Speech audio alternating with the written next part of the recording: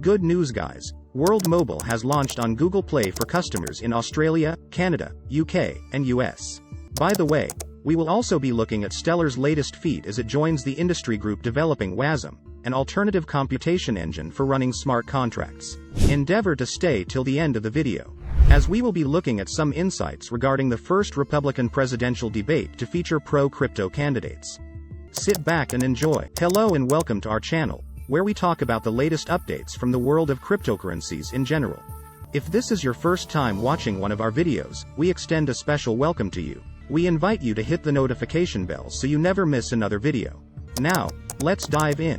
World Mobile, a provider of a decentralized wireless (DWI) network, stated on August 22 that consumers in the United States, United Kingdom, Australia, Canada, and Tanzania may now download its app from Google Play.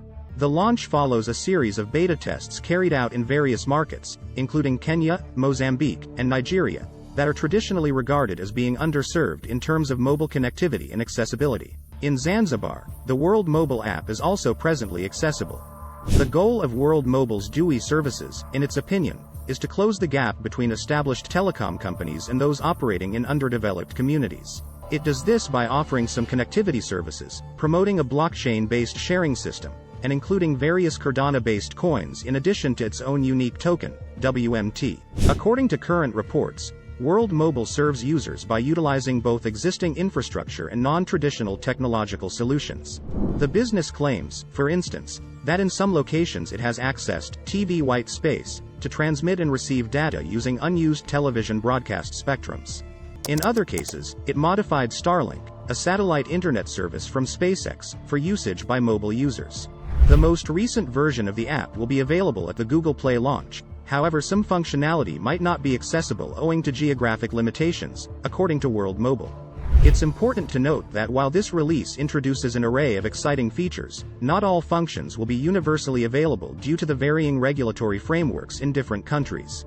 In related news, World Mobile also announced a partnership with artificial intelligence and robotics company SingularityNET Partnership announcement.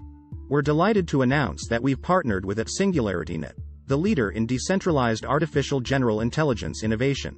Per a World Mobile blog post, the two companies will work together to develop and manage customer service solutions for the World Mobile platform. The post also mentions that the partnership will explore an AI and blockchain-based lending and credit approval service that adapts to the user's payment history and reputation. Well, that's not all. An announcement made on August 21 states that the WebAssembly, Wasm, Industry Association, the Bytecode Alliance, has welcomed the Stellar Development Foundation as a member. The Ethereum Virtual Machine, EVM, which is utilized by the Ethereum ecosystem, is rivaled by Wasm. Additionally, it is utilized in browser-based, non-blockchain apps. A virtual machine or compute engine called an EVM is utilized to carry out smart contracts. In addition to Ethereum, BNB Smart Chain, Avalanche, and many more blockchain networks, it is utilized by the majority of them. However, a few networks, such as Polkadot, Multiverse X, formerly Elrond, and Internet Computer, use Wasm in its place. In 2014, Stellar launched as a payments network. However, it introduced smart contracts in 2022 to provide the network more capability. Wasm was chosen by the creators of Stellar as their compute engine in April 2022. Despite EVM's widespread use, they claimed that its storage and execution models are expensive and difficult to parallelize, which gets in the way of scalability and raises the cost of transactions. Stellar also argued that Wasm was perfect for extremely adversarial environments like blockchains, as it was originally developed for browser applications. This was another reason the team chose Wasm over EVM. But much of the development work for Wasm is produced by the Bytecode Alliance, a non-profit organization made up of internet companies such as Amazon, Cisco, Intel, Microsoft, and others. When Stellar chose Wasm as its computation engine, internet computer developer Dfinity was the only member of the alliance representing a blockchain network. In its August 21 announcement, Stellar argued that joining the Bytecode Alliance was a no-brainer, as it would allow the team to influence standards and tooling within the Wasm development community. The team emphasized that its goal was to not only represent Stellar but to advocate for all of blockchain and its developers. According to Stellar, its participation in the organization will help the alliance support the needs of Web3 and blockchain developers. This influence ensures that the alliance considers the unique needs of blockchain and non-web use cases, moving the Wasm ecosystem towards accommodating and supporting a broader range of applications, like smart contract platforms. The Wasm community is making progress in the Web3 environment, which is dominated by EVM. The Astar network announced on April 3 that it would let the deployment of both EVM and Wasm contracts on the same network, enabling programmers to use any virtual machine. The occasion was referred to by Astar as Wasm Launch Day. On August 22, Binance revealed that it would invest $2.2 million in ZKWASM Hub, a Wasm-based platform for zero-knowledge applications. Should Donald Trump be present in the forthcoming debate? Please, do not forget to subscribe to our channel and also hit that notification bell to be the first person to get more updates about the latest happenings in the crypto space. Candidates who have openly stated their support or opposition for particular crypto-related policies will convene for a discussion for the first time as they vie for the Republican nomination for the 2024 U.S. presidential election. At the time of writing, 8 Republican contenders were scheduled to participate in the party's first debate before the 2024 election season in Milwaukee on August 23. Former U.S. President Donald Trump, the front-runner for the party who is now under criminal investigation for his suspected involvement in a plot to rig the 2020 election and other crimes, has publicly announced he will not be participating in the debate with the other contenders. In the midst of a political campaign that has seen them attack their opponents, the August 23 event will mark the first time many of the Republican candidates will be in the same room. Though it's uncertain if they'll be discussed at the debate, some of the candidates have made it plain they intend to use the technology in their platforms if they secure their party's nomination in the presidency.